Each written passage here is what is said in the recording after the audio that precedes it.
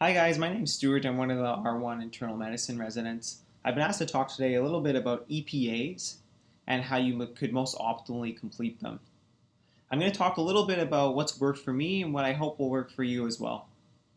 There are essentially two ways you can get an EPA completed. You can either have it completed by PIN number, meaning that you complete the full EPA and right after the clinical encounter, the staff inserts their PIN number and may add comments to your EPA.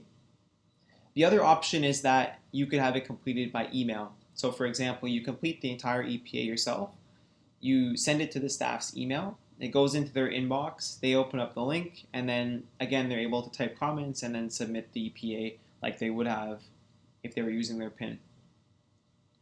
The purpose of CBME in general is that you should get instantaneous feedback after the clinical encounter. So you should strive to get more EPAs by PIN number, meaning that you have the clinical encounter, you talk with your staff about what things you could have done better and what things you did well, and then you submit the EPA by PIN. However, sometimes that's not always possible. For example, on CTU neurology or CTU medicine, for example, it can get quite busy, and trying to get those EPAs done every single day by PIN is difficult. And finding the time to get those done is sometimes difficult. But I often found that communication is the key part of getting these EPAs done.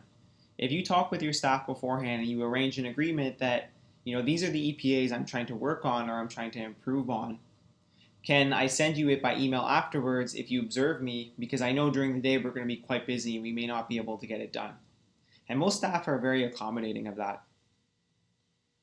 I think another key to the EPAs is that you can also talk to your fellows and your seniors.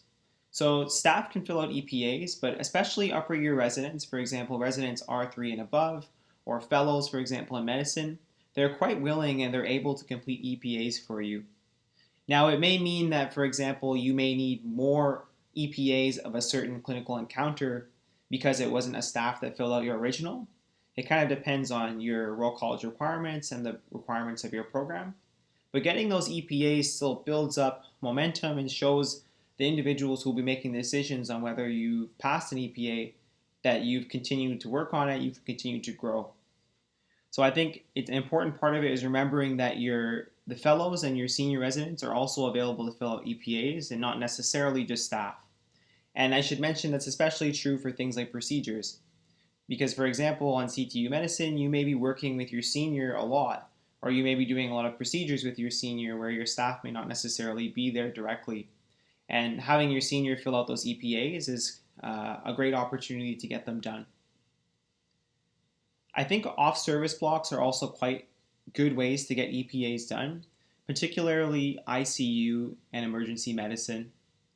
Emergency medicine is a great way to get EPAs because you're essentially with your staff all shift. And at the end of the shift, it's expected that you and your staff will sit down and get one-on-one feedback.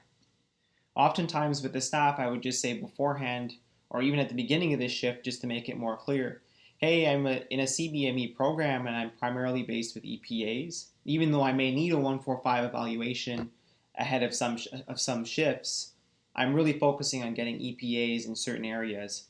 And if there's a certain area that you're hoping to get one in specifically, you mention that EPA, and then you and your staff find ways to possibly complete it. But certainly at the end of the shift, your staff is aware that yes, you're a CBME program and it's expected you'll complete a couple of EPAs at the end of the shift.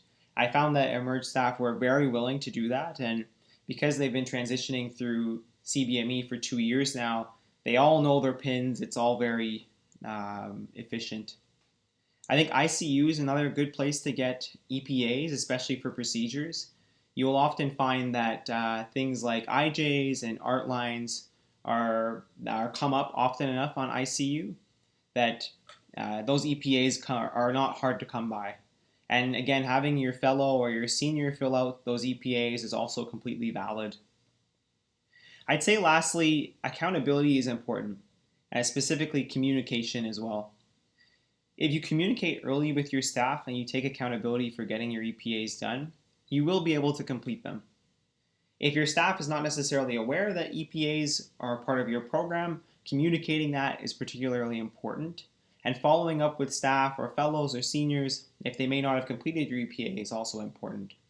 I think most of the staff and most of the seniors fellows are aware that we're moving towards a CBME type of system, and most programs are doing that, and are very much accommodating of completing those EPAs. So I think those are the four things I would say I would focus on as you're entering CBME. The fact that you can send EPAs by either PIN or email. Don't forget to speak with your fellows or your seniors as other opportunities to getting EPAs completed. Take advantage of your off-service blocks, for example, emergency medicine and ICU, particularly around procedures. And communicate with your staff as much as possible and take accountability for getting those EPAs done. Thanks.